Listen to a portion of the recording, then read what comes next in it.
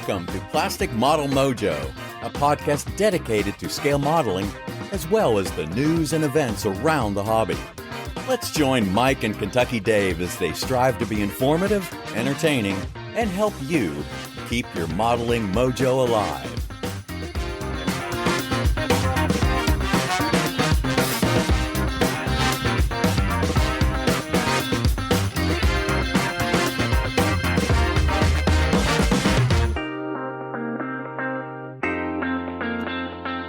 All right, Dave, episode 97, man. We are clipping them off. We're getting close to 100, my friend. Yes, we are. I can't wait. I can't wait for number 100. We'll be there soon. We got about 2 more after this one. You got it. Well, Nat's hangovers are gone now, I hope. The hangovers may be gone. The buzz is still going. I'm still... It's fading, but the high that you get off the nationals is still there. Well, on that vein, what's up in your model sphere, Dave? Well, I'm getting back to the bench. I'm relearning some basics, including how to thoroughly clean a really, really fine airbrush. Stuff little stuff that I took for granted. My F8 is in the final approach pattern, and I'm actually starting to contemplate future projects. So it's good. It's good, and I'm getting some reading done, which always gets my model juices flowing. What's on the short list? There's a group build for the Septemberists for the Nationals in Madison, and which revolves around D-Day. And the Septemberists are thinking of a 72nd scale D-Day armor presentation, and which includes some landing craft. And I'm actually thinking a 72nd scale landing craft may be in my future. What's on the non-group build, Dave shortlist? As soon as the F8 moves off and is completed and done, finished, done, put in the case, done, then I've got to get the Arma P51 that was the Musaru and reattach the landing gear and put that in the case as well. And then I will be able to, with a clear conscience, move forward not only on a potential landing craft build, but also on thinking about what my next regular build's going to be. Good luck sorting it out, man. Thank you. Well, that's what the model sphere is for, is sitting there when you're not in front of your bench, thinking about all of those things while you're sitting at your desk, probably doing work that you should be doing for your regular job. Don't tell anybody I said that. Just tell them what. Right. So how about you? What's your model sphere look like? Summer is coming to a rapid close. Was that brought forcefully home to you by any chore that you had to accomplish recently? Well, yeah, I guess in thinking in that way, yeah, we just moved my oldest into his first apartment off campus, so that's interesting. And then the youngest one's actually taken through his high school program is taking dual credit at the community college this year. So I got 2 kids in college, I guess. Well, that's great. Only one of them's costing me real money though. Summer it seems to take forever to get here, man. And It's here in force right now. Well, that's a temperature statement. I was going to say, if you haven't walked outside, it was 97 degrees this afternoon, and the humidity was like a baseball bat to the face. But the locust trees are turning yellow. Yes, that's right. Takes forever to get here, man. In an mbop, it's gone. Yes, that's right. I'm just ready to see what fall's got in store for us, man. I'm curious what I might actually get finished here before the end of the year. You have technically finished. You could call it a standalone model. That catapult looks good. Yeah, I'll enter it along with my milepost marker. There you go. That would be funny. If you could do one more thing like that, you could enter it as a group entry. Or maybe you have to have 5 for that. Trifecta or whatever Yeah, it's called. trifecta. Other than that, man, I just fall, get some cooler weather, and Well, we got shows. That's what fall means to me, man. yeah, we got a few shows. We'll see how many of those we can get to. Other than that, I posted on the dojo over the weekend without any context. I just threw up pictures of that Magic Factory F4U Corsair. Yes. That happens to be in my possession. And honestly, we did not steal it from the table at the show. We didn't steal it. Lester, after we had talked to him, seemed pleased we had talked to him. And I was walked back in the contest or in the vendor hall where they were. And I was looking for him. I was going to thank him for talking to us. And he's packing up, right? Because I got to be out of that room. Right. He like, hey, you want this? I have never seen a person say yes so fast in my life. Yeah. So, we took the Magic Factory test shot build and brought it home to Kentucky. And the next phase of that is to get that to Mr. Chris Wallace, also known as the Model Airplane Maker from his blog and YouTube channel, an absolute F4U junkie. Right.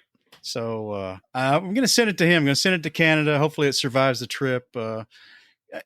Can't really do a review because you can't. It's already built, right? But he can offer his take on the build and the generalities of the kit, right? Versus I guess what's already out there and what he likes and doesn't like, and yeah.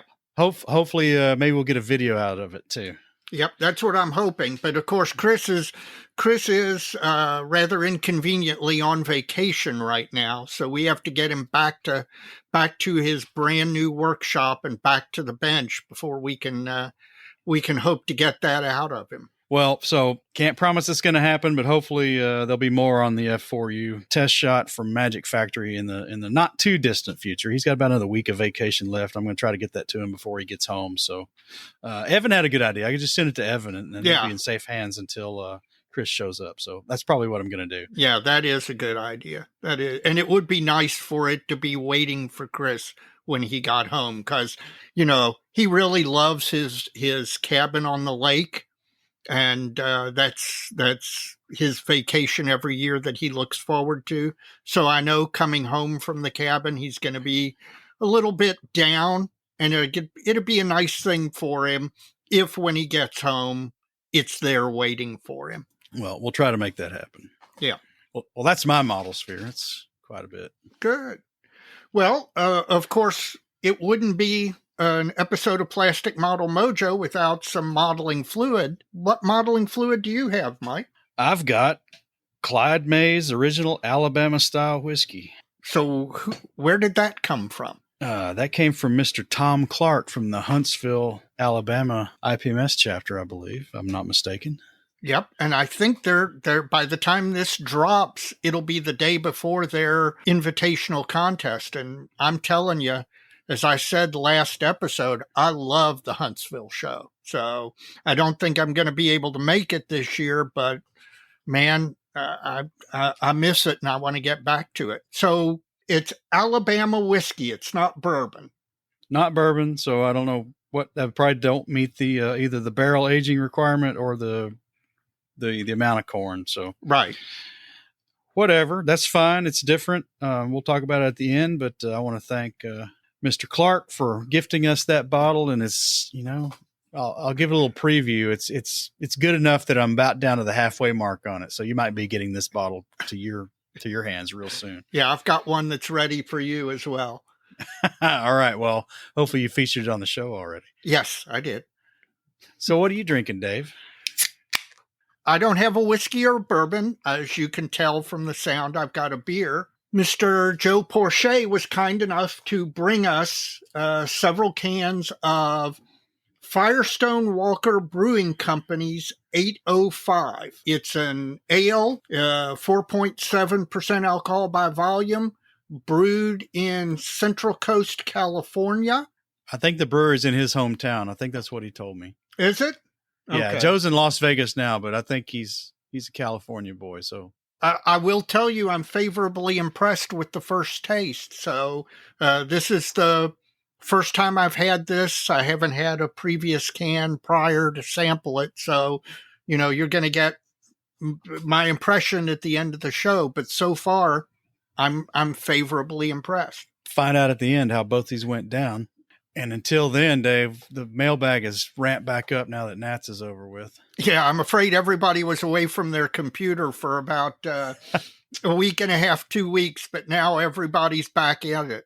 Well, I don't know if that's the case or not, Dave, but it sure ramped back up, like I said. So let's start off with Mr. Jason Campbell from IPMS Middle Tennessee. So I assume that's Murfreesboro, probably. Yes, I believe it is.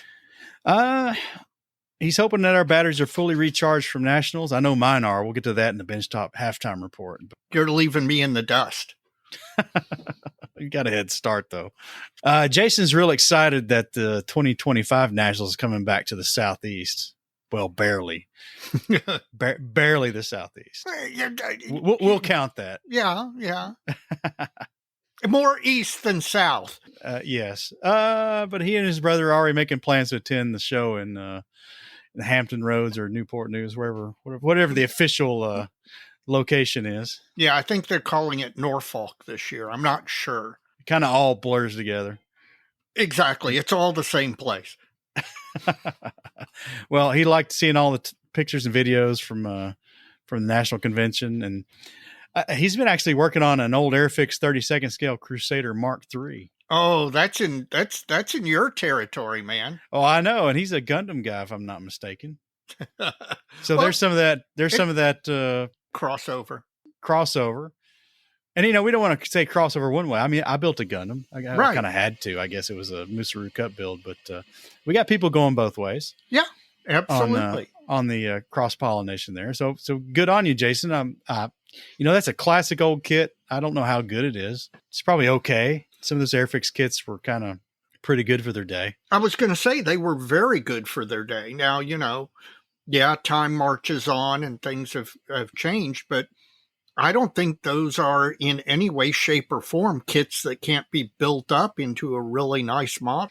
Well, I've got that M3 Lee, and it reminds me I got somebody I need to talk to about the tracks thing. Yeah. But Jason, keep it up. Let's see it when you're done there, sir. Post pictures in the dojo. I want to see it. Up next, from some unspecified area of Texas, we got Texas Chad, Mr. Chad Inani. Hope I said that one right. I think so. Okay. Well, Texas Chad is a new subscriber, and he loves what he hears on the podcast. Well, we appreciate that. He says we're his modeling spirit animals.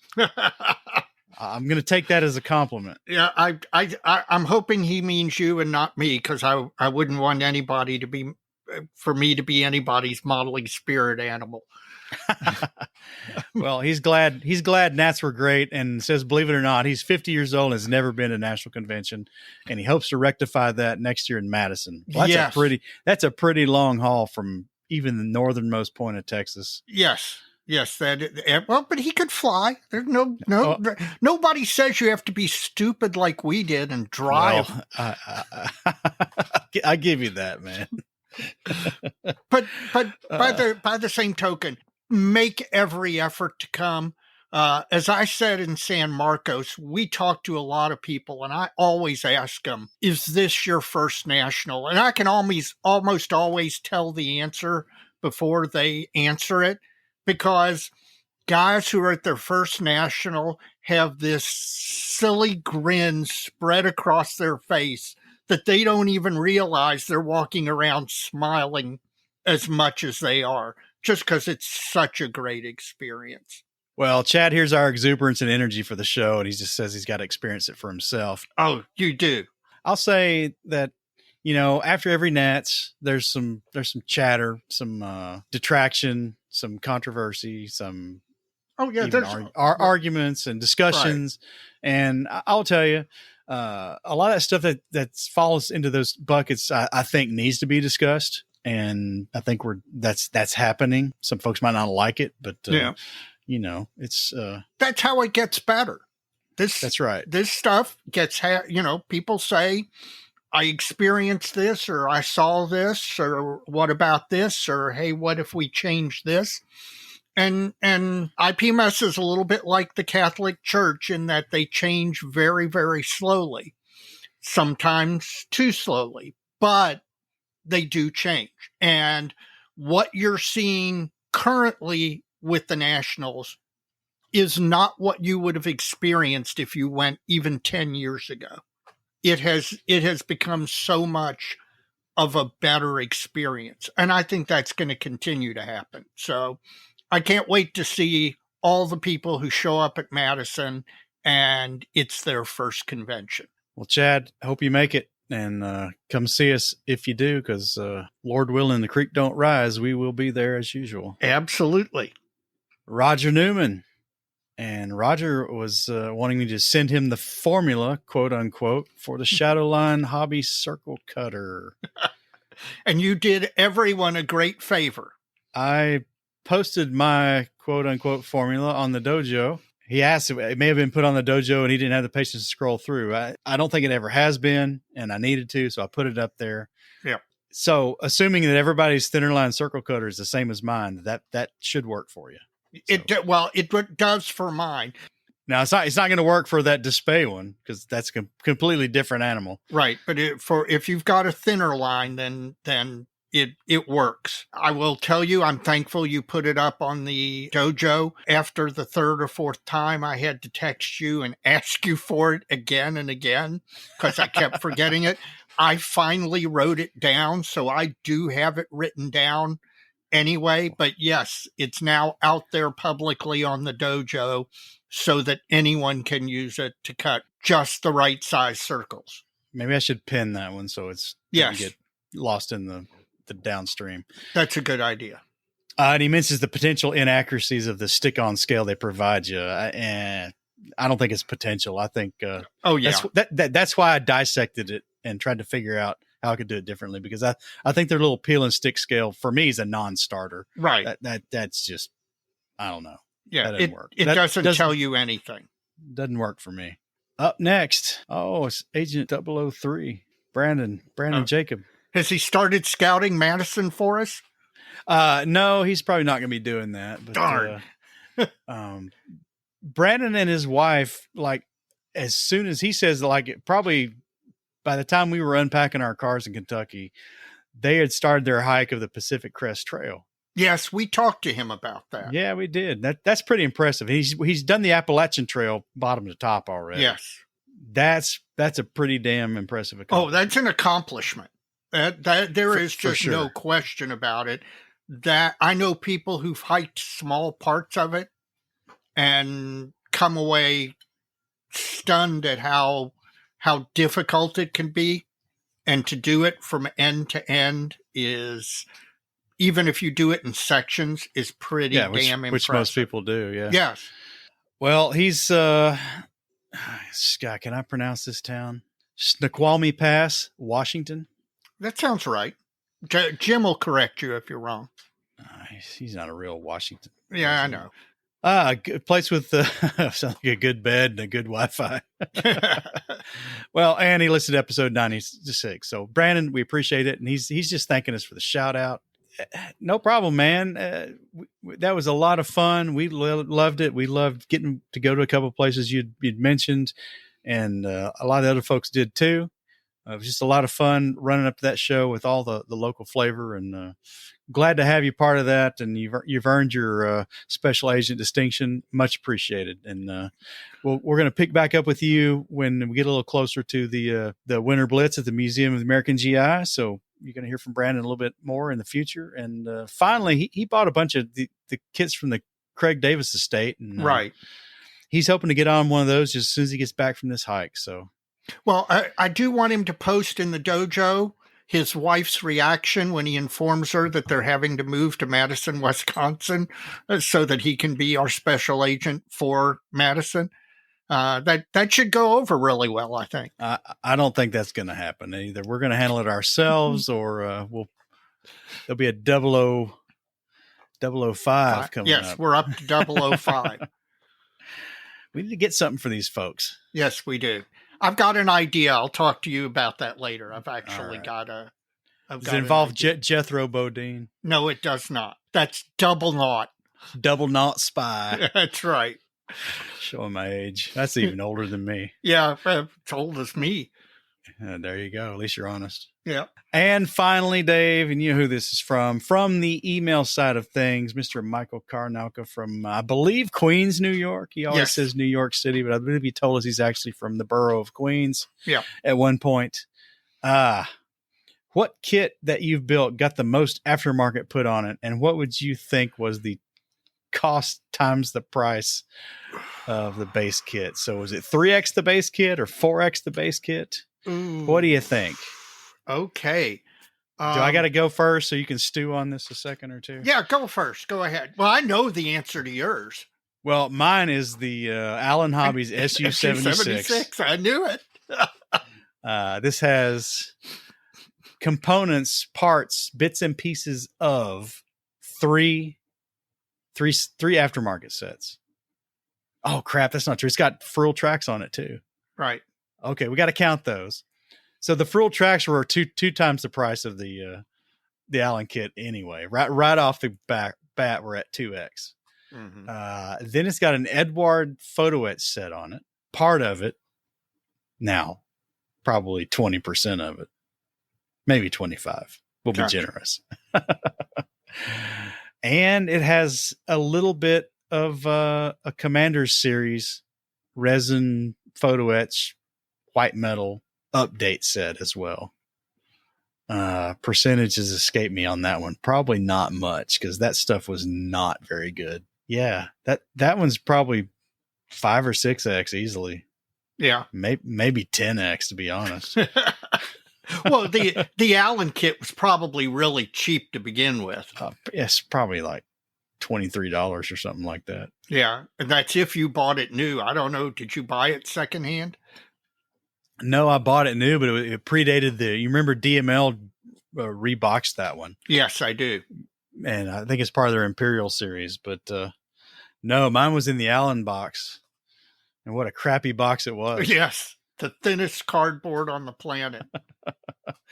Yeah, I'm going to say 6x, and I'm going to give a plus 4x margin of error on that. That's a pretty big number. Oh, it's got an MV lens in the headlight too, so that's probably another $5 on top of the kit. Go. There you go.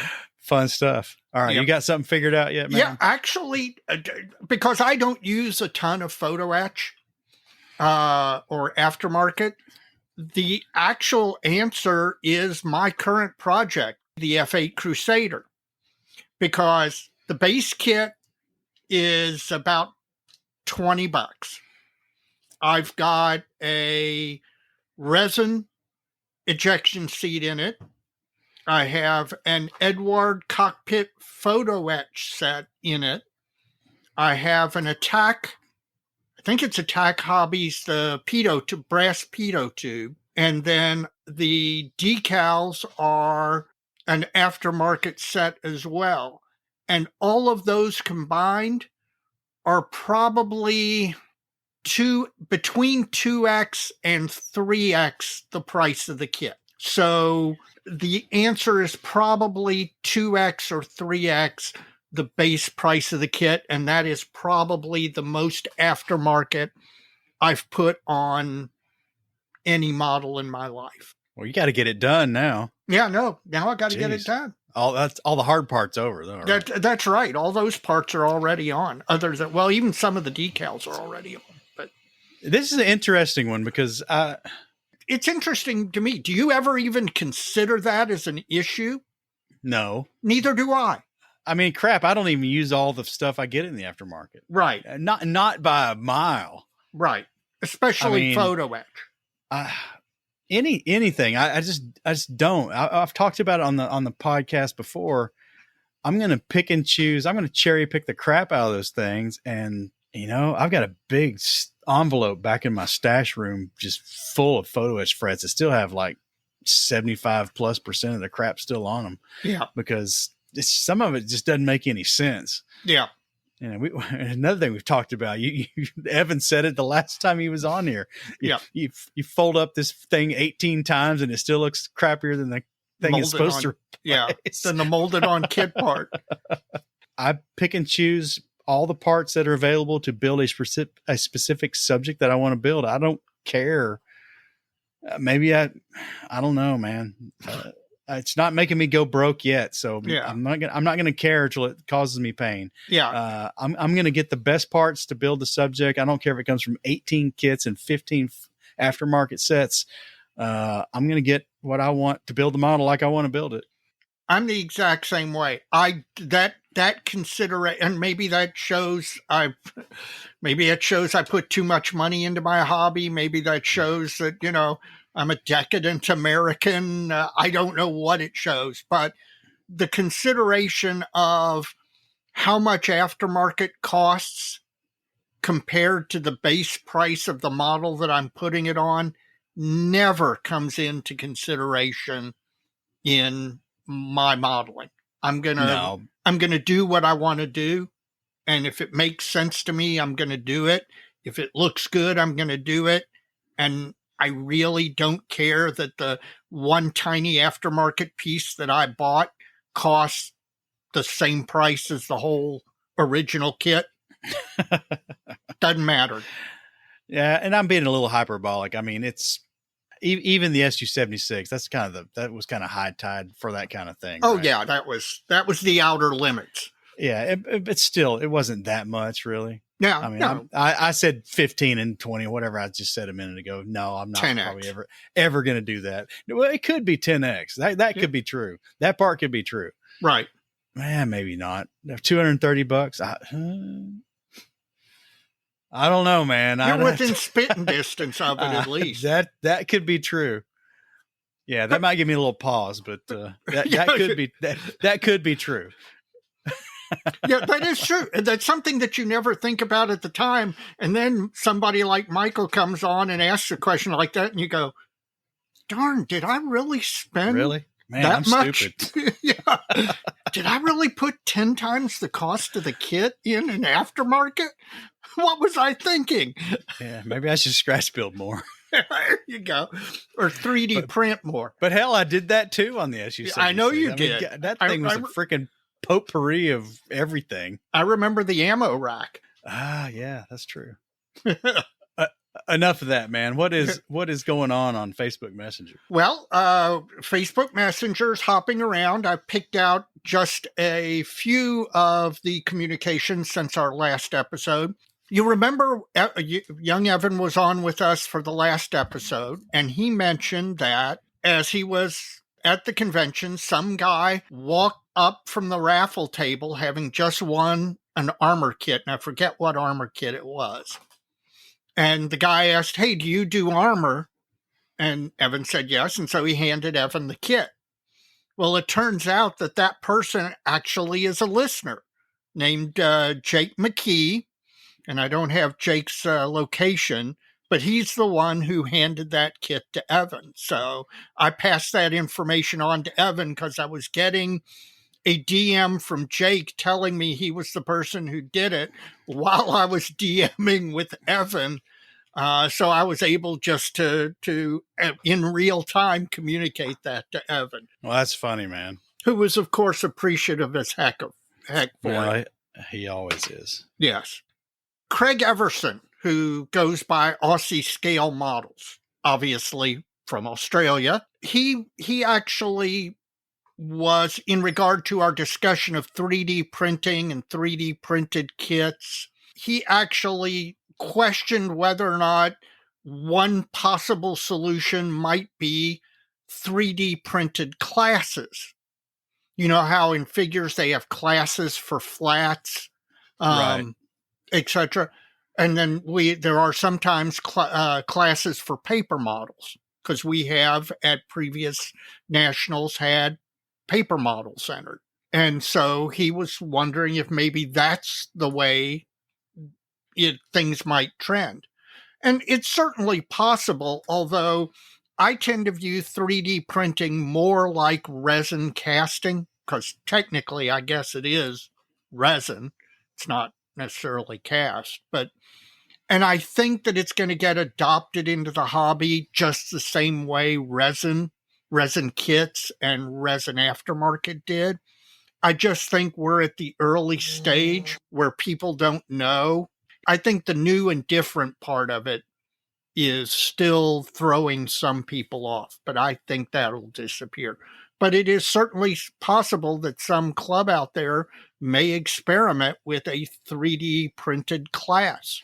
Well, I think the only hole in that idea is that you got folks like me out there who have elements of 3D printing in a build that's a mosaic of media, right? Right. So there are entirely 3D printed models, and Right. obviously there are entirely not 3D printed models. But there's also models out there that incorporate conversion parts, partial assemblies that are 3D printed. So I don't think you can cut it that way. I mean, you can cut it that way for specifically for the 3D printed top to bottom complete model kits, right?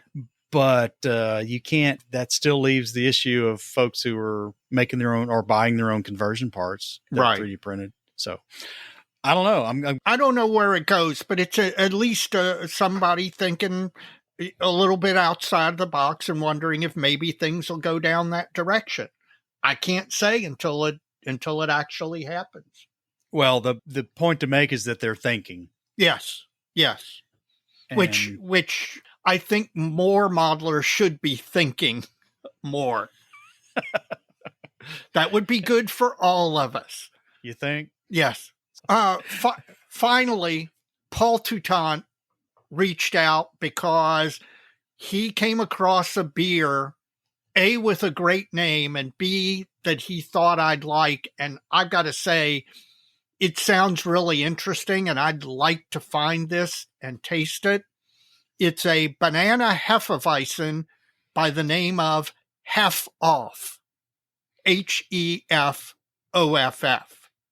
And I previously had as one of the modeling fluids a banana bread beer that I've had before that you can pick up at Total Wine.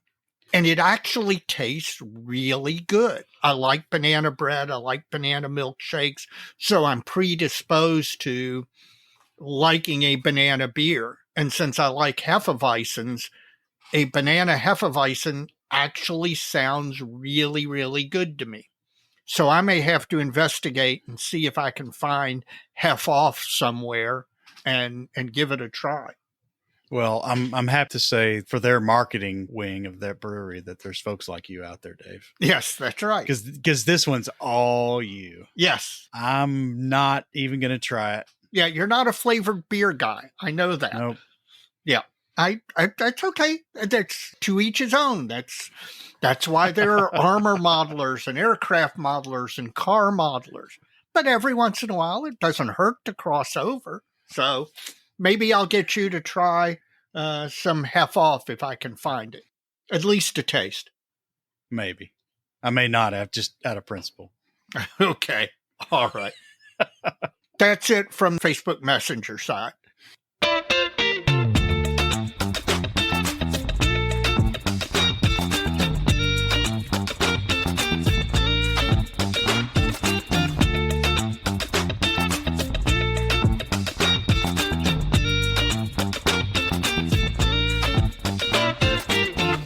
This is the time in the episode where I ask you if, when you're done with this episode, if you have not already done so, please go to your favorite podcasting app, Apple Podcasts, Stitcher, Podcast Addict, whatever.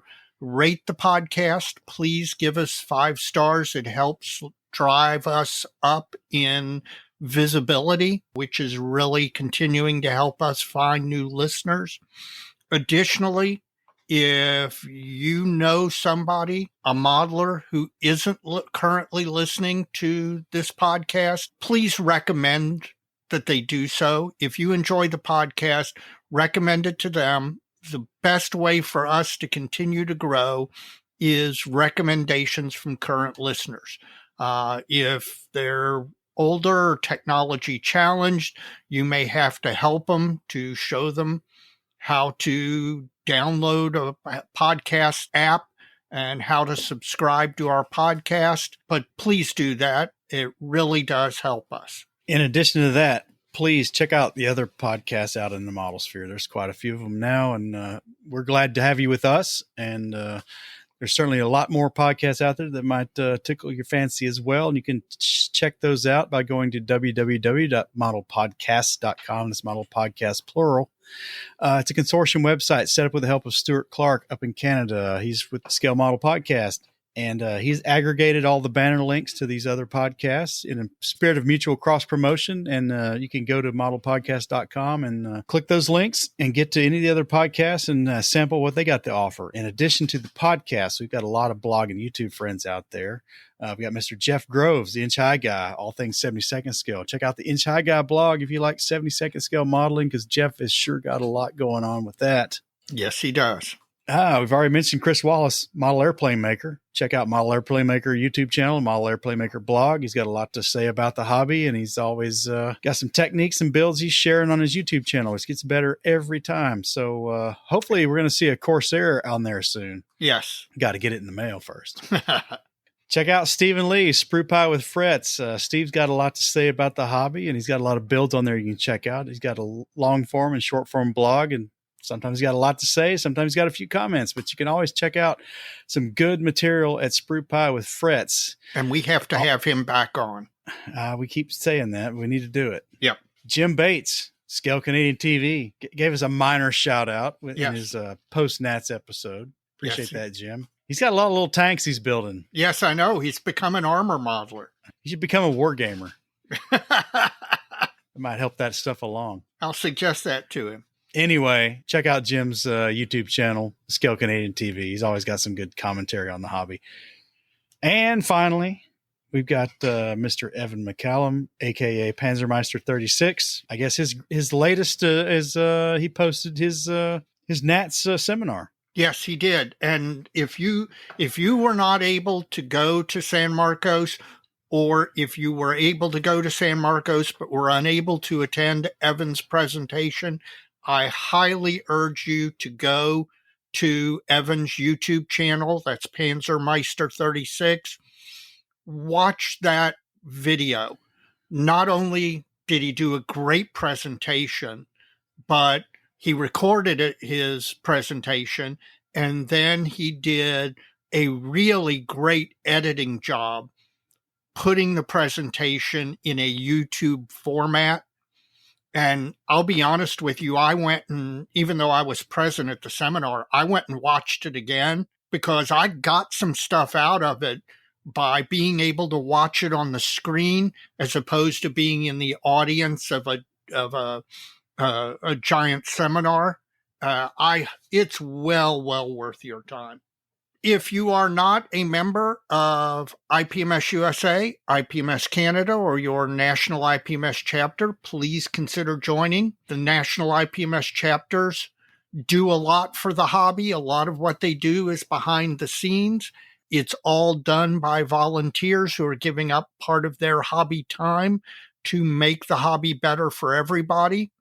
In addition, if you're an armor modeler or post-1900 military miniature modeler, consider joining AMPS. AMPS is a armor and ground military focused modeling society. They have chapters just like IPMS does. They put on invitationals, regionals, and nationals. It's a good organization, and if your interests lie in those areas, you won't regret joining. Well, Dave, let's have a word from our sponsor. You got it.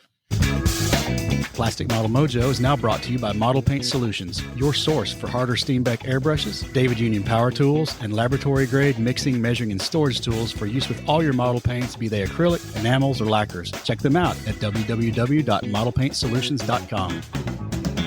Well, Dave, it is time to start plugging the All-American Red, White, and Blue, the 2024 IPMS National Convention in Madison, Wisconsin.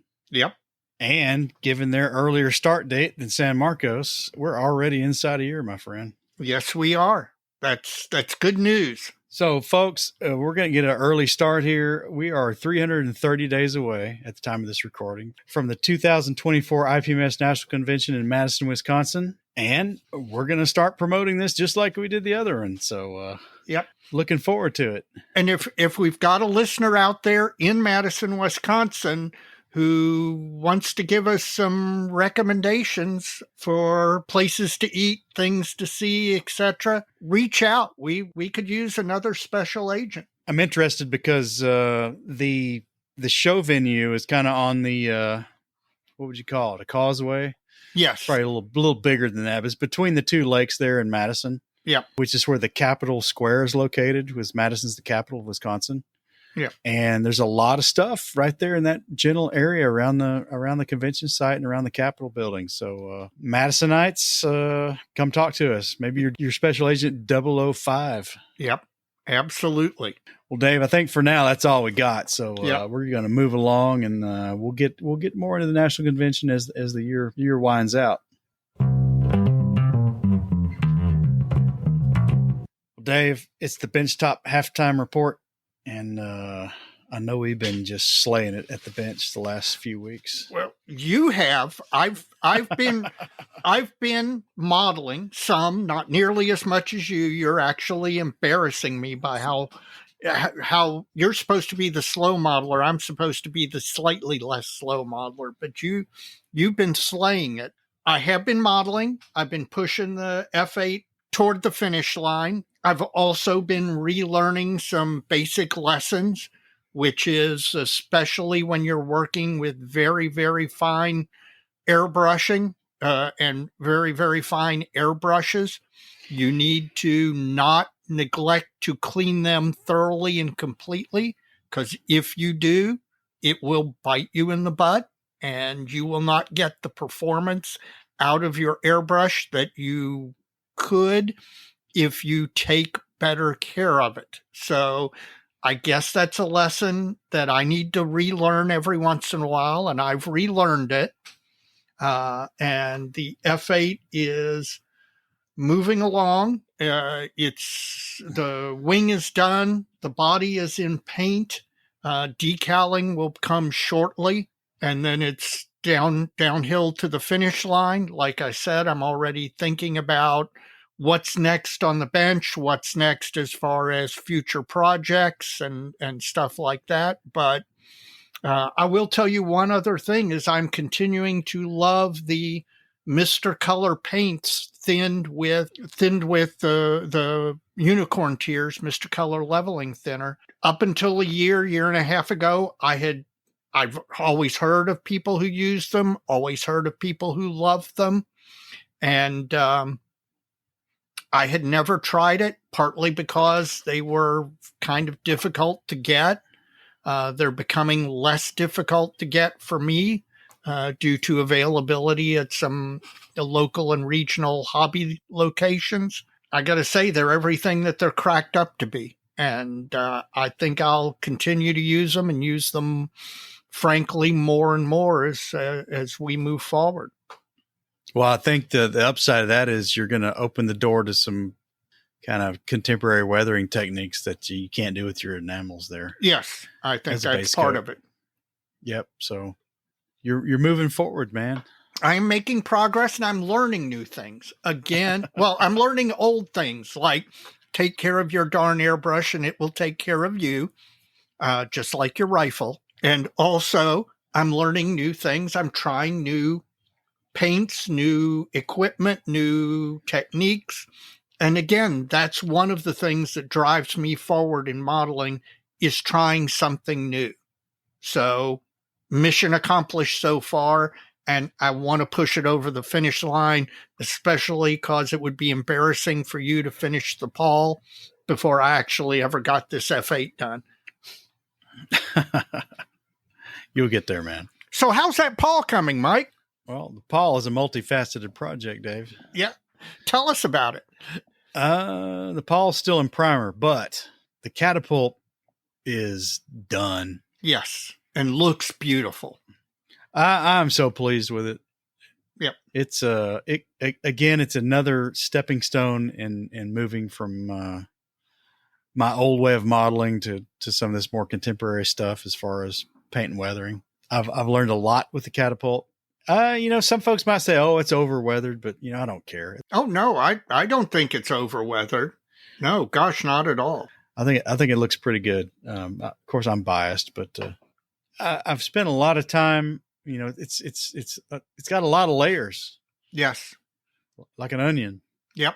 And I think, well, again, go back to Evan's seminar that he did, because one of the things he emphasized in that seminar is how things were applied in different layers and the order in which he applied them. That, I think, is a big part of the more contemporary painting and weathering techniques is layering.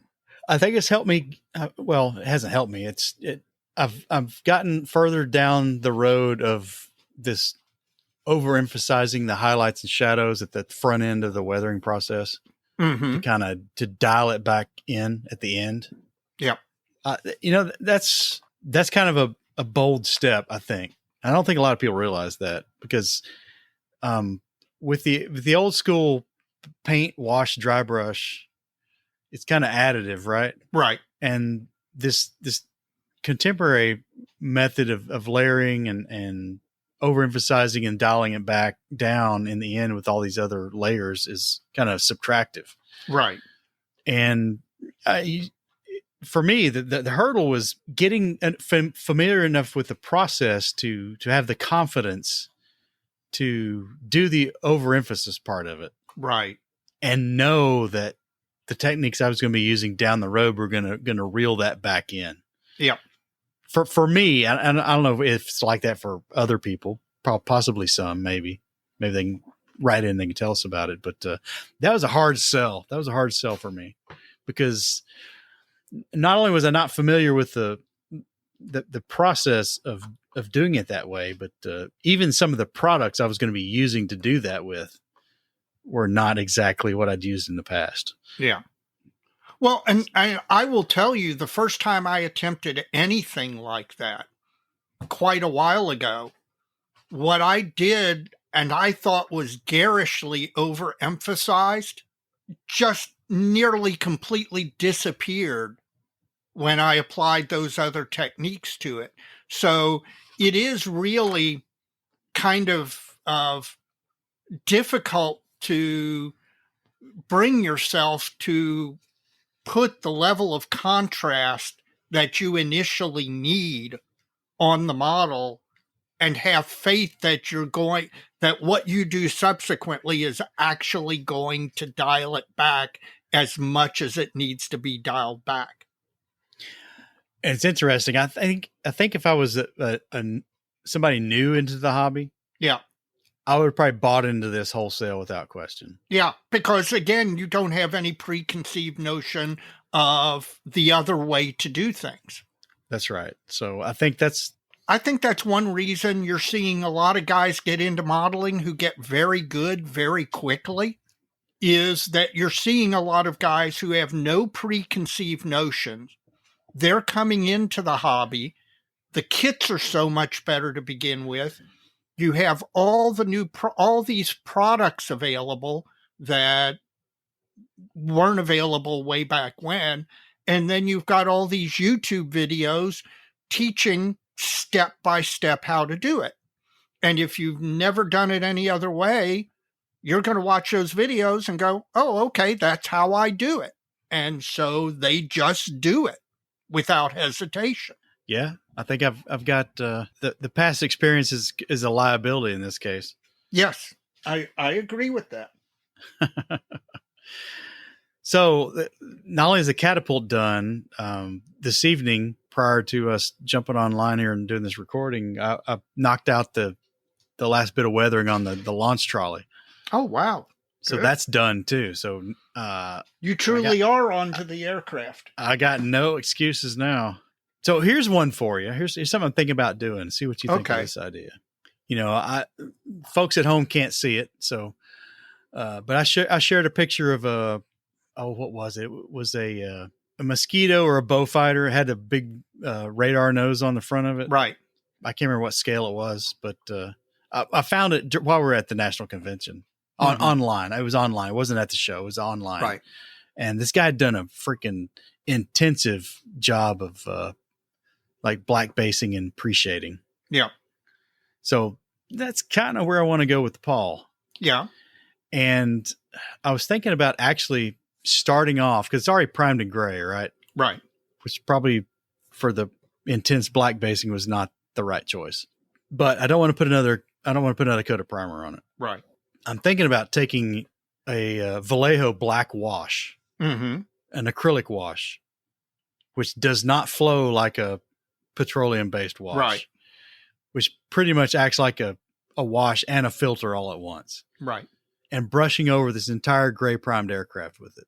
And the advantage is you don't have to worry about tide marks or anything like that, which is what you normally worry about with acrylic washes, because you're going to be painting over all of it. Well, I think I'm going to use a wide brush. The wash will go into all the panel lines. Right. And it'll darken the base primer color. Yeah. And then I can go back with a lighter color and pick out, and not just gray. My thought is to use some blues and yellows to pick out the control surfaces in certain panels. Right.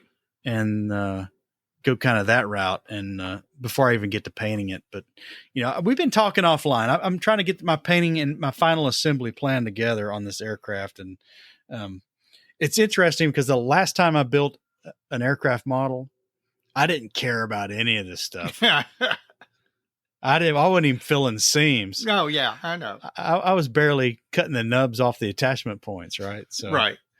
How things have changed. Yes, they have. And I will tell you, our armor and aircraft, there are a lot of differences as far as, I don't know that it's as different as we think it is, but there are considerations that you have with aircraft that you don't have with armor and vice versa. With aircraft, you have to think about, okay, when do I attach the canopy? Before or after painting? What's the fit look like? Is the fit good enough that I can go ahead and attach it, mask it, and leave it on for the entirety of the painting process? Or is there some reason for me to paint the model and then attach the canopy afterward? And that's just one of those things, just like you watch the videos with armor and guys talking about, okay, here's how you paint tracks. Here's the different things you do with tracks. Do you want to assemble the tracks and then make them removable from the model before you paint the model, or vice versa? Those are things that an aircraft modeler doesn't have to think about. But you got to do the whole build, paint. Yeah. That's the thing with aircraft. I think that, yes, that is true. Us traditional armor guys, have a little trouble getting our head around. Yep. No, that is true that in general, there is more build, paint with an aircraft model than there is with an armor model where you are more likely to simply complete the construction and then begin painting everything. Folks, you can expect to see some work on the aircraft proper here in the near term, probably this week. Other than that, the KV-85 is on hold till I get a little bit more of a toehold on this aircraft painting. I think once that starts in earnest, I'll start looking at the tank again. Yeah. And we got the Mooseru Cup build. Yep. I like your thinking in that regard. I can't wait to see you start building that. Well, I'm going to probably start that pretty soon. So. Yeah, because it's the construction. I don't think it's going to make much of a challenge for you.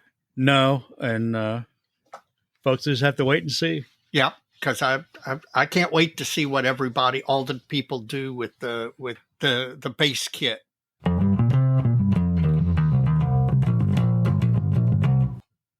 So, Mike, we're at a point in the episode where we do a rotating segment. In this case, faves and yawn. Do you have some recent stuff you've seen that is either a fave or a yawn for you? I've got a lot, man. I've got 4.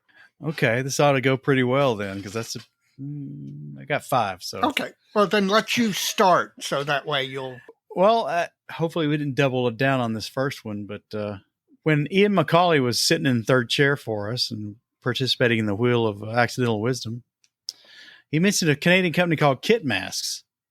Yeah. And I just noticed a big dump of canopy masks on ScaleMates the other day. I did notice that too. From these guys. And I don't know if any of them are things I might build or you might build, possibly. But it seems like this guy's getting it done, man. He's got a lot going on. Now they're vinyl masks as opposed to the washi paper type masks. But right. Some people prefer one over the other, but that's what he's using. And I was just really impressed by the number that were released. Yeah. And I'm going to go have a little harder look at his 72nd scale stuff and see what he's already done, regards to what I already have in the stash. Yeah. Because listen, you for every aircraft kit you own, you should have a canopy mask set for it. What's your first one? My first one is, I know, hi, I'm Dave. I'm a decalholic. Aztec Decals has released a sheet for F5s, F5Es operated by Air Forces around the world. I like the F5E. It's a great looking aircraft. It was used very widely. There are lots of really great markings for different countries. And it's almost the U.S. version of the MiG-21 in that it was so widely used by American aligned countries. So it's a pretty sheet. I can't resist it. That's a fave for me. I'm going to have to pick it up next time I see it. Well, my next one is from actually an old name in the hobby. I don't know if it's the same incarnation or not, but Petting House. Yeah. I think if IPMS National Convention was any indication, 172nd scale armor and armor dioramas are in somewhat of a renaissance right now. Absolutely. I think it's one of the hot areas of the hobby. I think Petting House's 72nd scale figures are worth a look. Now, I've only seen a few that are actual. I think they're 3D printed. Right. Some of it's out there on ScaleMates, so folks can go there and take a look. But as our friend Steve Hustad has mentioned in the past on this episode, properly proportioned figures in this scale are kind of hard to come by. Yes. And any that are anything close are always welcome. So I think some of these, they've got some seated drivers, and they've got tank riders and greatcoats, and they've got some standing figures as well. So I think they're probably worth a look. Petting House, 72nd scale figures. All right. This is becoming the 72nd scale podcast. I love it. My next one's in 72nd scale too. Surprise, surprise. Attack Hobby has announced the release of a 72nd scale Humber armored car. And A, 72nd scale armor's hot. B, I love armored cars. C, the Humber is kind of cool. How's that not a fave? I'm color me interested. That's got to be able to sit on your thumbnail. No, it'll fit in the palm of your hand. Well, if it'll fit on your thumbnail, it'll fit in the palm of your hand, Dave. Well, yeah, it'll fit on your thumb. Okay. So you going to get it? Yeah, definitely. My next one is from Right Field Models. It's a Leopard 2 A6 interior set. Uh-huh. That's a separate offering from their non-interior original offering. Yeah. Now, while this is not of interest to me as a subject per se, I would really like to see more of this approach. Right. This is what you want to see is kits and separate interior offerings. That's what I want to see. Right. I don't know if everybody else wants to see it, but for me especially. Now, like their late, did they have the late Sturmgeschütz G? Is that right? Is that a right field kit with all the? God, No, you'd have to ask Evan. Yeah, I think it's maybe a border model, so I can't remember. Yeah, I think this is an interesting approach to produce a non-interior kit, and then by the same manufacturer in the same injection molded plastic, offer an add-on that's the interior for the kit. And I think for me, and I think for most modelers, building the non-interior kit and getting that at a price point that's less than a kit plus an included interior is a pretty good value proposition. And then if somebody wants the interior, who I think are in the minority, I think they're in a hard minority. Yeah. I think that's a very small percentage of folks that the added cost of an interior kit added to a non-interior base model, even though that might be more expensive had the manufacturer offered them together in the same box, is a more attractive proposition all around. Yep. No, I agree. But and that's my opinion. I don't know. That's Mike's world. Oh, you listeners out there, go ahead and tell Mike whether he's right or wrong. My next one is the Hungarian manufacturer SBS. They do some fantastic stuff. They do fantastic kits. They do fantastic accessories. And they've announced a release of a Bristol Blenheim Mercury engine. This is an aftermarket engine. It's an aftermarket engine for the Airfix Bristol Blenheim 1 and Bristol Blenheim 4 kits. Those are gorgeous kits. In fact, I saw a couple of them built up at the Nationals, and that kit cries out to have a really nice detailed resin engine. And I have zero doubt that SBS is going to produce a quality item. I have their Gladiator engine, and I built it just as I wasn't building a Gladiator. I just had the thing, and it looked so gorgeous. I went ahead to build it to see how it built up, and gosh, it builds up beautifully. And I have no doubt the Bristol Blenheim Mercury engine will be the same. So definitely on my radar. Well, next for me is from a 3D creator under the name of Faustus. That's a good name. It's a Flak Panzer 38D. D is in Deutsche. A Kugelblitz. It's a 38D, which is a German, how to say this? It's a German modernization of the 38T Czech chassis with the Kugelblitz turret on it. Gotcha. Now, it's an oddball. It's paper Panzer, right? Right. 3D print kit, 35th, 48th, 72nd scale. Faustus is a 3D creator, and he's over on Cults 3D, which is a web creator outlet. Mm-hmm. It's a full kit, STL files. It looks like a reduced but reasonable parts count, parts breakdown. He's also got full markings and a painting guide. He has 3 or 4 profiles for this thing. It's $49 for the files. Really interesting. I'm not a paper Panzer guy, but I'm probably going to buy this and print it and see what happens. Just as an experiment, as much as anything. Yeah, because in my model sphere, this is the first time something like this has been offered to this level. There's probably some other things have been offered as kits out there, but this is kits, instructions, markings, and painting guide, the whole kit and caboodle. Really curious about this. Yeah. Because this is kind of thing, folks who want to detract 3D printing, this is kind of one of their worries, right? This is going to be the end all for plastic kits. And I don't believe that, because the biggest problem with this is IP protection. Right. Once somebody downloads the files, even though the checkbox says you're not going to share it with anybody. Right. Yeah. How the heck do you enforce that?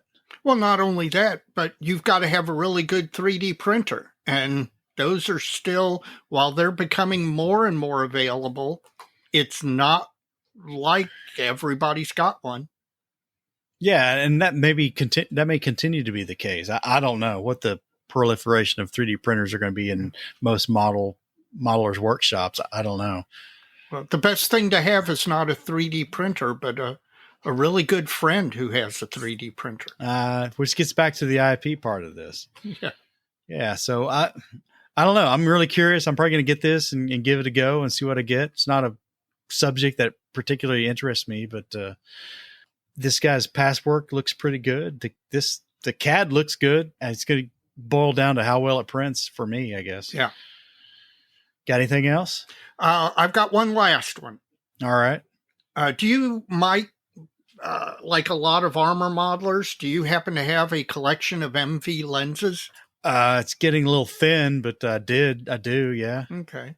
Well, I don't know if you saw this, but AK has announced a series of lenses in different sizes and different colors. They're basically MV lenses, or they look exactly the same in, 5mm red, 1.5mm amber, 5mm white, optic color 4mm, red 2mm, red 4mm. I mean, all of the classic lenses. And I know that plenty of people laid in a hoard of those. I know that sometimes people have trouble finding them. So now it looks like AK has announced an entire series of those lenses. I guess MIG Ammo will be announcing in a week or two.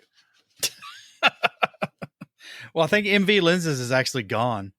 So. Well, that's right. That's, I think, one of the reasons why there is a real interest in this is that MV lenses are truly no more, from what I understand.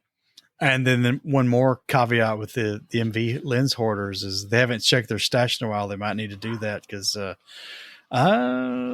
not a majority percentage, but a disheartening percentage of those things go yellow over time. Yep. So that's not good.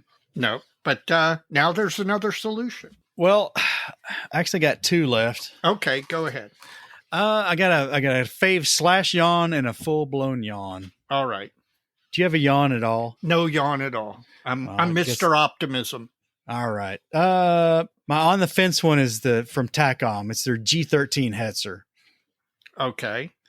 Other than a couple of resin conversions, no one has actually ever kitted this version, including Dragon and Edward, who both kitted the three major wartime production variants of the Hetzer. Right. This is the post-war Swiss one, right? Yeah. So it's a chance to sell another Hetzer type. Just not sure the appeal on this one. A lot of the Hetzers out there used by the living history groups, and even in most of the ones in museums are actually backdated Swiss vehicles. Sure. So, interesting. I don't know. Not for me. I'm probably going to pick up one of the TACOM Hetzers. Won't be this one. In fact, weren't you looking at one at the Nationals? Yeah, I was, man, the price turns out was pretty darn good. Yeah. The folks there with Kinetic had a few of those, and I should have bought it. I should have done it. That's my one regret from Nats, is not picking up that late Hetzer from those guys. Well, and who knows? They might have cut us an extra special deal. Don't start, man. All right. So what's your full-blown yawn? U-Star, which is tied to TACOM in some regards. They've released both the Porsche turret, to say it that way. Yeah. And the production turret, to say it the Henschel turret that way. In 48 scale with full interiors. Of all the major armor scales from 72nd scale up to 16th scale, there's just no room in my soul for 48 scale armor. I don't know why. I think because it's not smaller enough to offset 72nd scale. Yeah. And it's not that much smaller than 35th to go there. I understand it's popular. I think it was popular. I think it waned for a little while, and I think it's kind of coming back again. I do too. But not for me, man. I'm not interested. I think 48 scale makes perfect sense if you're a 48 scale aircraft modeler who wants to move into armor. It's like Borders 35th scale aircraft. Right, exactly. Exactly. Although I would love to see a 35th scale ME 109 put next to a 32nd scale ME 109 and see what the real size difference looks like. Now, I'm sure when they're next to each other, you can see it. Yeah. But I'm not so sure that unless you have that direct comparison, that you can tell the difference. I think it's more than you think it is. We'll see. Somebody's going to do that, so we'll see. Because as you climb the scale, right, as it gets bigger, the delta between the scales gets more significant. Right. And like, for instance, 72nd scale versus 76 scale armor. Right. Hardly noticeable. Right. But a 15th scale and a 16th scale figure. Yeah. Massively different. They're I don't know if massively is the right word, but they're appreciably different. Let's say it that way. Right. So there you go. That's my yawn. U-Star. Okay. Good luck. I'm sure people will buy it full interior. Why not? But if I'm going to do a full interior, why not do it 35th scale so you can actually appreciate it more? I don't know. My opinion again. All right. For whatever it's worth. Dave, at the Nats in San Marcos, we caught up with our good friend John Sharvat, who is a former MMCL member, longtime AMPS member, AMPS president. We've known John a long time. We got to chat with him again because he is the show chairman for the 2024 AMPS International Convention in South Bend, Indiana in the coming year. Yep. Well, let's check it out. Dave, we ran into an old friend in San Marcos from a ways back, and we'd also ran into him in Omaha, Nebraska, and we had a little talk about another upcoming show from another organization. Yep. And I thought we'd get on the bandwagon this year and try to help those guys out. Listeners, we'd like to welcome John Sharvat to Plastic Model Mojo. John, how you doing, old friend? I'm doing well. How are y'all doing? We are good. Good to see you in Texas, I'll tell you that. Yeah, absolutely. Unfortunately, I had to leave a little bit early, but yeah, it was good to see you guys. Well, a little background. We've known John for forever. John was a member of our local club for quite a number of years. And we used to run into John regularly back when AMPS was held up at Havre de Grace, Aberdeen. And we used to see him on the regular up there. We even went with him once and had the best model show trip I believe I've ever been on. So absolutely, it was fantastic. We've let the cat out of the bag. That we're going to be talking a little bit about AMPS tonight and your national show. John, tell us what capacity you are serving with this show. Yeah, this year I am serving as the co-chair with a partner of mine who I've done a couple other shows with, Mr. Chuck Ailshire out of AMPS Chicagoland. Well, cool. Give us the lowdown. Where are you at now? I mean, we're a little early getting this going, and we hope to have you back three more times, at least a couple times as this thing gets closer and kind of at the front end of things. Is this the first time you've actually chaired the show? No, actually, I think this is my fourth show. Yeah, I believe it's my fourth show that I've worked. One, I did the first one by myself, and then the last three were with Chuck. We make a pretty good team. So this year it's going to be in South Bend, Indiana, the same place that we did our super regional back in 2021 at the Century Center in South Bend, Indiana. So going back there, we've got a heck of a deal on the venue, and it's going to be hopefully a good one. So now what's the date or dates for that show? The dates are the 11th through the 13th of April. Okay. 11th, 13th through the 13th of April, 2024, South Bend, Indiana. Given that that's only 3 hours, 3 and change from Louisville, Mike and I will definitely be there. You said you've held the super regional there previously? Yeah, back in 2021, we partnered with the Military Vehicle Preservation Society, and when they did their national show, and again, we did a super regional, which was basically because we didn't do an AMPS show because of that dreaded COVID bug. In 21, this kind of took the place for a lot of the AMPS faithful to get out and, show their models and stuff. And we need a boost in the treasury, so that kind of helped out the treasury too. Well, I understand with the South Bend and the MVPA, I guess they were having their nationals there already when you did the super regional. Yes, sir. That is indeed correct. And again, they invited us to participate with them. Mr. David Doyle, one of their show directors, had been after me for years to try to do something together with them, and that opportunity just was taken advantage of in 2021. So South Bend, because you've been there before, or is there another draw? I know typically the AMPS have traveled to places where there was small museums or even large museums, if you count Aberdeen days.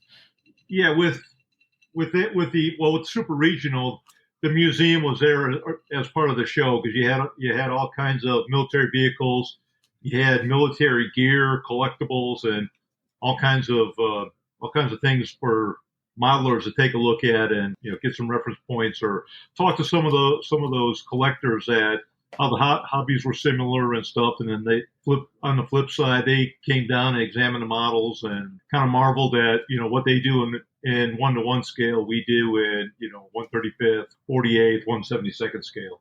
So it was a pretty unique gathering of like-minded folks. And 2024. Is there anything coupled with the show as well? Is there a museum there, or one nearby, or? No, not really. There's we wanted to capitalize on the venue itself. We have two great hotels. One's attached by a walkway and the other's attached to a street. So it's kind of a good site.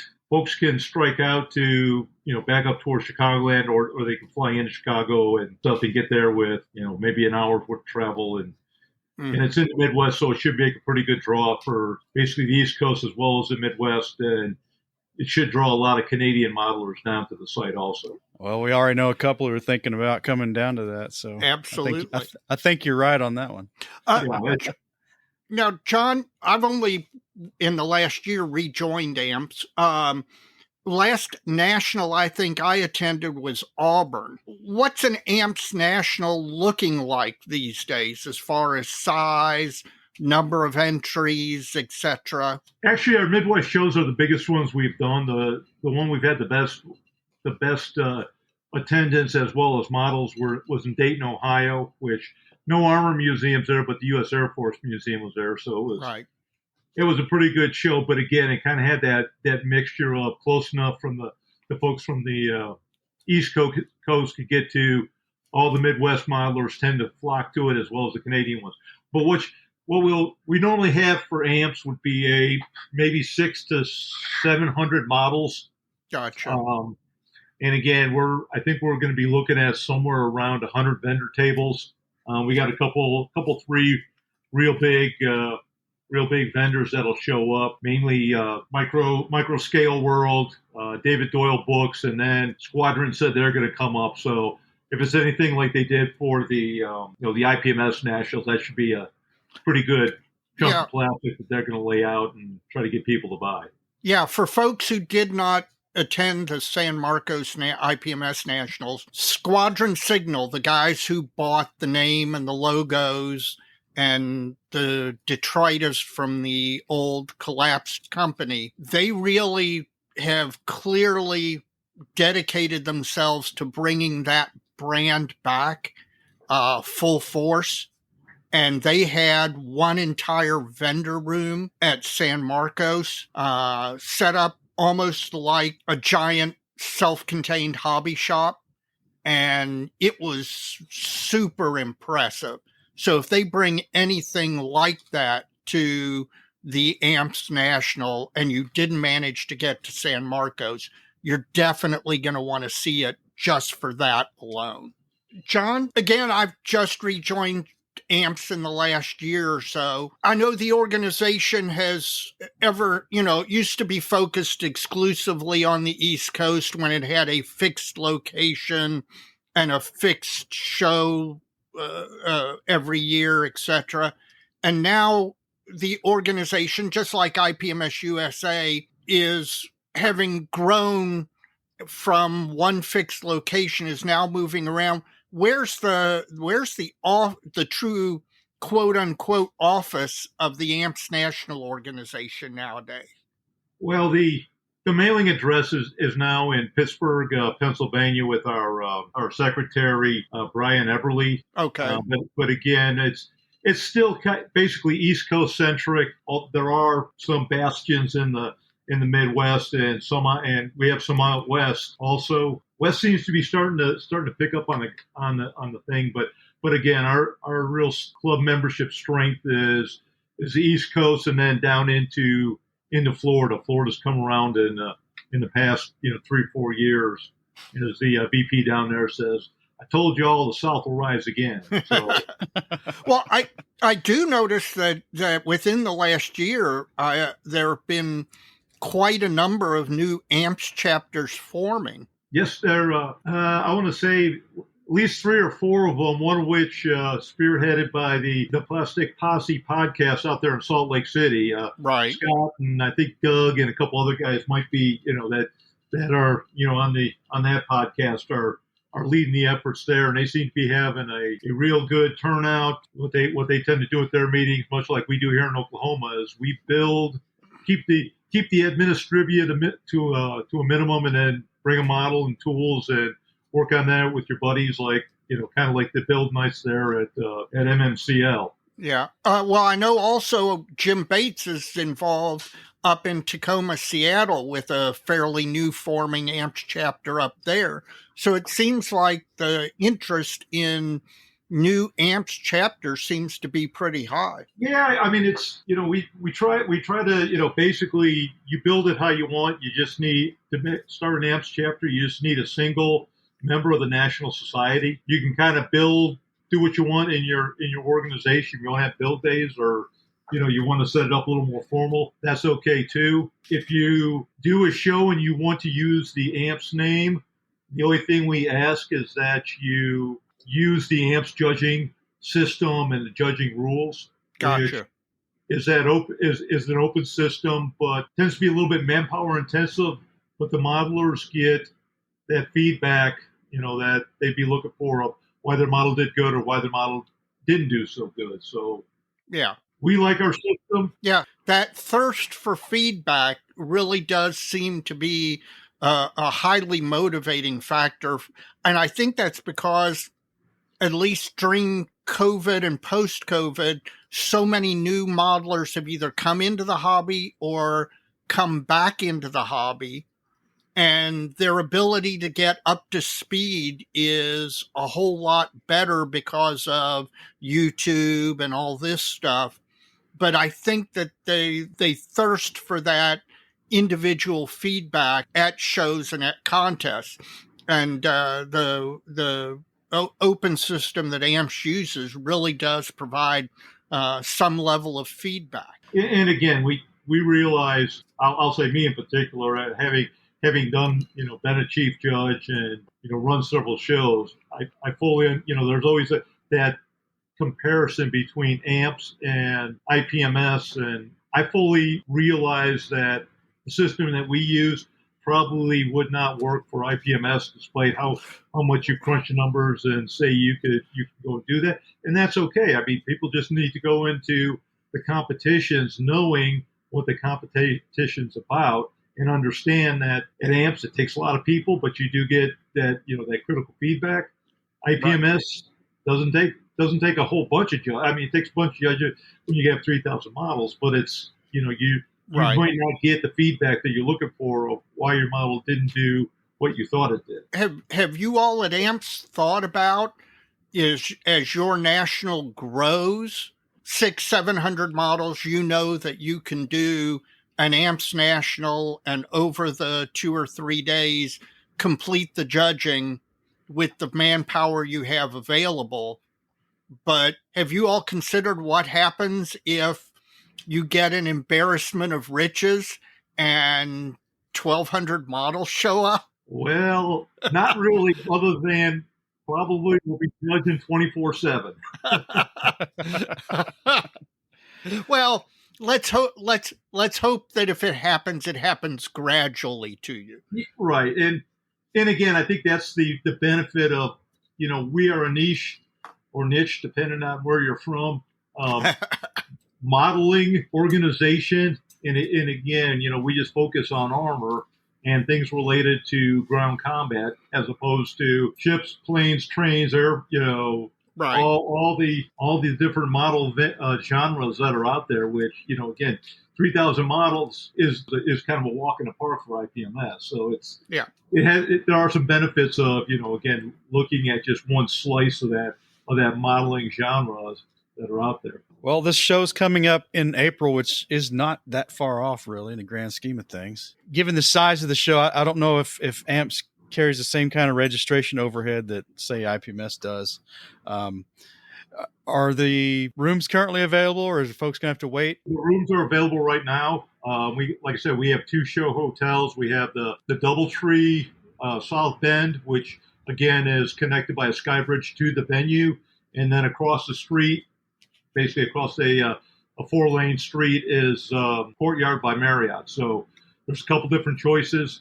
Right there by the venue, parking can be a little bit tight, but right on the other side of the not DoubleTree, the Courtyard, there's a public garage where you can park for free. So some of us didn't realize that when we did Super Regional, but I found that out later on, much to my chagrin of parking, a couple blocks away and trying to carry all my stuff to the first to the first to the Courtyard for one night, and then moving over to the DoubleTree was a bit of the pain in the behind. But again, we live in New York. That's the beauty of coming back to locations where you've previously held the show, is you live and learn. I mean, you take a look, 2025 IPMS Nationals are in Norfolk, where they've held that contest 4 previous times. So I imagine AMPS will have that same opportunity to hold in different locations where they held before and benefit from that experience. Yeah, absolutely. And we were running the shows out in Auburn.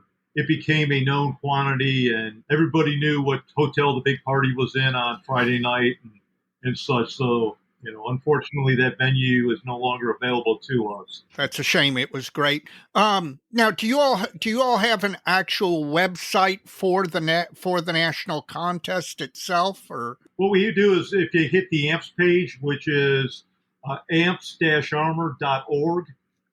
Gotcha. If they hit that, the first banner they'll see is the International Convention, and then off to the right of that box, there's basically a link that says view details. It should take you to the show page. Right now, there's not a lot up there on it, other than the hotel's open for reservation, and then we got basically a food map from our convention hosts that we got posted on there. So you can check that out and figure out where all the good places are to eat. Well, that's important, man. As Mike and I said about San Marcos. Oh, that's right. You want to go out. You don't want to eat at the chain restaurant.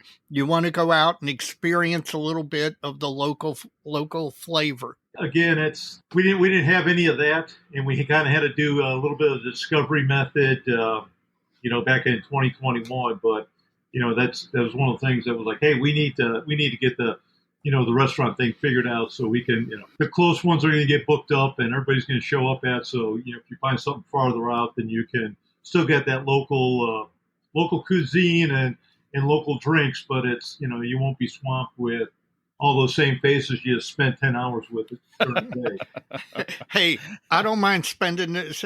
We're going to spend some time together, I can guarantee you. Now, does AMPS have any idea where they will hold their 2025 national, or will they decide that at the 2024 national? It will probably be decided beforehand, but announced at the 2024 national. Gotcha. So you all work basically 1 year ahead.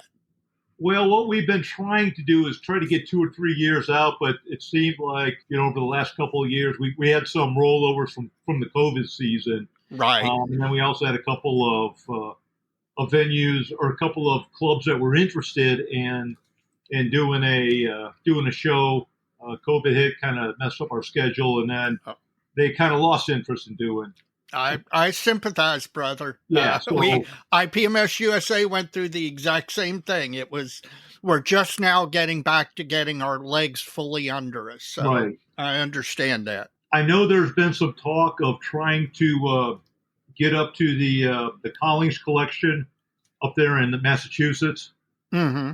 Just because, again, a heck of a place to first, it's our museum. Then I believe I heard someone talk about trying to do it in the museum. If not that, then having some kind of linkage to the museum from a venue somewhere close to it. But again, that could be one of those ones that were a pre-COVID idea that might have died on the vine. But Sure. I know there were some folks looking into something like that, and then they'll probably get something out of left field of, hey, let's come over here or over there. Well, if you could tie it to the timing when Fort Benning has their collection open, that would be. I'm hoping eventually Fort Benning will have that collection open every day of the year. What they've done down there looks pretty darn amazing, and I'd like to get down there to see it. Yeah, not that I'm officially tied to that, but I kind of know what the plan is from doing some talking and some support of the folks down there, and really what the Benning armor collection really is a training tool for soldiers going through the armor basic training as well as the armor officer courses. And what they're trying to do down there is they have a group of armor savvy supporters who is trying to do something similar to what the infantry branch did and set up a real live armor museum vice this training facility is what they have open houses with every. I think they have try to have 6 a year. Right. So they were looking for donations. AMPS had made several donations to them. So then I got to know the guy that was the chairman of the foundation. Kind of laid out what the plan is. So that ideally is the plan to get a museum that's off post, so you don't have to worry about or adjacent to Fort Benning or Fort Moores. It has been renamed to. Again, you can get people can get in there without having to go on the installation and go through all the visitor pass and such like that. But again, if you want to see that collection prior to the establishment of a museum, they normally hold an open house in conjunction with the Atlanta AMPS show, as well as the Atlanta Figure Show. Those two organizations partner up together to do a show, and it's normally the third weekend in February. I may have to get down there because I see the YouTube videos and everything that they do, and it just looks amazing. I can't wait to get down there. I don't want to disparage my home away from home Fort Knox, but the setup they got now is leaps and bounds. Plus, back in back around 2010 when they were moving the ordnance school from Aberdeen. They basically went through the Aberdeen collection and said, okay, if it's a tank or tank related, it's going to then Fort Knox, then ultimately Fort Benning. If it's artillery related, it's going to Fort Sill, where I work at. And they basically doubled or tripled probably at least doubled the collection at the armor museum or the armor training facility, with basically just taking stuff out of the Aberdeen collection. All right. Well, John, we appreciate you coming on the show and kicking this relationship off. And we hope to talk to you a couple more times, as I said earlier, and really get behind you guys this year and try to move the needle on this thing for you. Yeah, I mean, that would be great. And again, I like to tell people, come to an AMP show.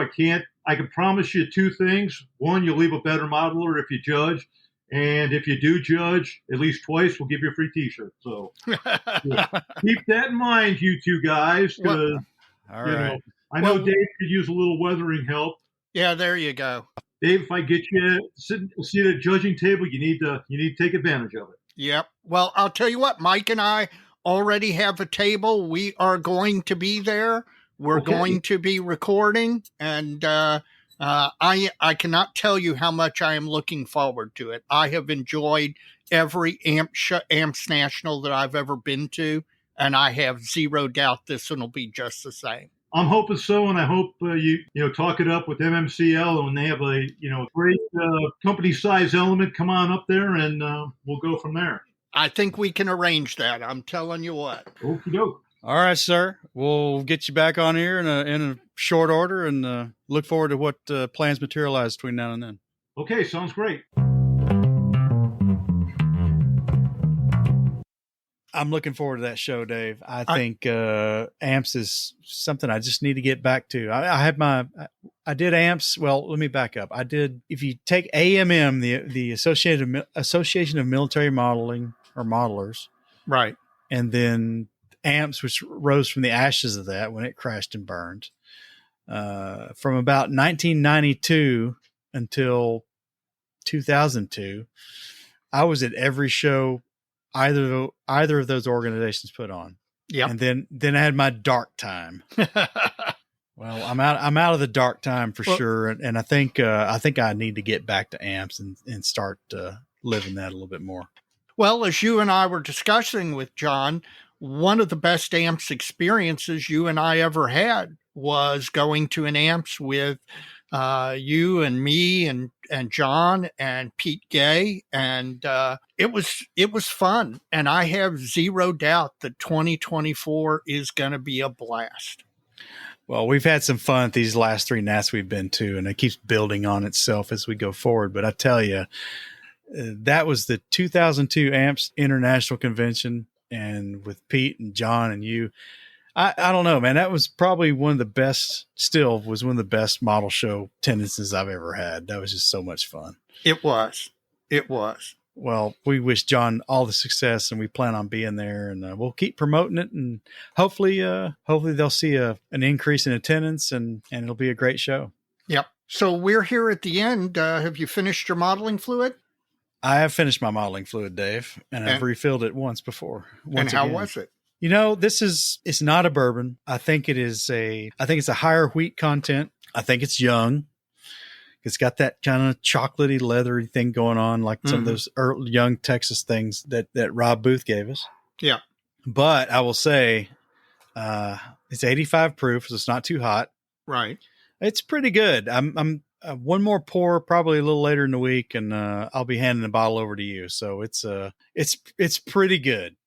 Well, I'm looking forward to trying that. To be honest with you, I can't wait for you to get to the halfway point and pass it off. Well, for a non-bourbon and a non-Kentucky bourbon on top of that, it's not bad. I'm glad he gave it to us, and thank you much for that. So we'll get it to you when it's at the halfway point. All right. Well, I've finished the Firestone Walker Brewing Company 805. It's a good beer. It has more body than it's only 4.7% alcohol, so it's very light, but yet it has body to it. A lot of beers that you have that are light alcohol tend to taste like water or have very little flavor to them. This has a significant flavor and a significant body to it, which makes it enjoyable to drink. I'm sure, I'll tell you, with a bowl of chili, I'll bet you this thing would rock. And I may have to convince my wife to make some chili to test that theory out. Some early chili. Exactly. Some early chili. Well, I've had it too, and I agree. It's a pretty good beer. Yeah. So thanks, Joe.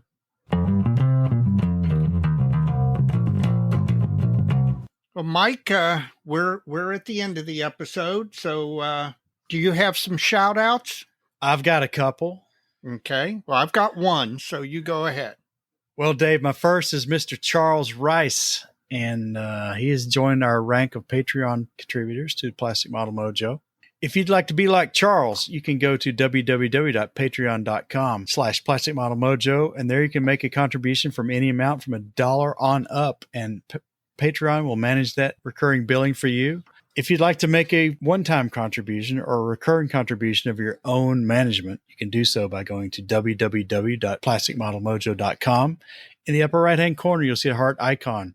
It'll take you to our PayPal link, and there you can make contribution of your own design. You can contribute any amount once or as often as you like. So we appreciate all the donations. It really helps us keep this show going. It helps to bring us new content, new things. Thank you, guys. Thank you for all the contributions. We appreciate the generosity.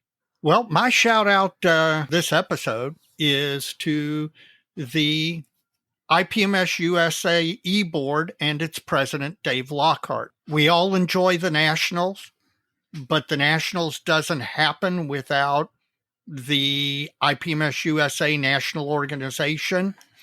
And once a Nationals happens, of course, while lots of good things happen, there are always things that could be better, complaints, things, revisions, etc. And this is the time of year where, we're all tired because we just got back from a Nationals and now we're having to deal with issues that arose. And so I want to give a shout out to Dave Lockhart and my fellow e-board members because they're devoting significant time and effort in trying to make what is already best 4 days of my year every year even better. And that doesn't happen on its own. So take a minute and thank the e-board for their efforts. Dave, my other shout out is to Mr. Chris Sieber, a.k.a. Luftraum 72. And as I teased with the graphic for the August 12-minute model sphere, August and everything awesome. There's certainly some awesomeness going on in August. The Nats, of course, was awesome. We had a great time there. But there's one more. While we were gone, we received an advanced copy of Chris's new book, 48 scale Tomcat book, super detailing the F-14 Tomcat. Dave, I tell you, this book's just a slick blend of a mastery of the tried and true fundamentals of scale modeling, Chris's high fidelity scratch building, his paint and weathering wizardry. Yep. Really. I mean, we saw a seminar at HeritageCon. And with a couple of what I would call avant-garde techniques thrown in, as well as some like quick hits of his more typical 72nd scale builds that we've all seen over the last few years. Man, this book is just 128 pages of Luftraum 72 awesomeness. Yes, and you got to stop bogarting that because I want to see that. So you better bring it. You better bring it to the regional because I want to look through it.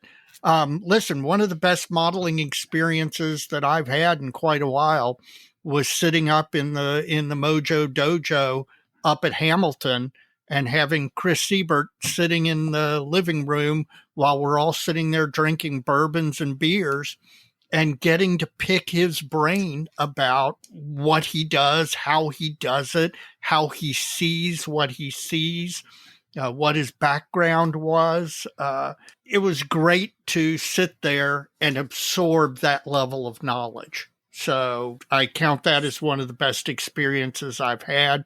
So I can't wait to see the book. Well, if you like modern jet aviation, you're going to want to check this book out. But don't let the scale in this subject give you pause because there's just stuff in this book that is applicable to really all genres of scale modeling, Dave. Yeah. And I really like this kind of book. I mean, it's got scratch building, it's got fundamental building, it's got painting, it's got weathering. Even at the end of the book, there's a bill of materials at the end of what he's used to complete this thing. And at 48 scale, it's a little outside his wheelhouse. Normally he's building Luftraum 72 is building 72nd scale, right? So, right. But this is a big canvas for him to do all his stuff that he does on. So really good. I've posted Chris's purchase link on the Plastic Model Dojo, and we can put it in the show notes as well, I guess. And yes. Check out the book. Check out all the reviews out there. Check out what we've said. Check out what the other podcasts have said. Just a really, really interesting and good compilation of techniques, builds. It's really good. 128 pages of awesomeness is what I'm going to say. It's worth the money. Well, Dave, we are getting at the very end of this episode. Yes, we are. And as we always say, so many kits. So little time, Dave, and we'll catch you at the regional, I hope. Yes. All right, man. Take it easy. You too.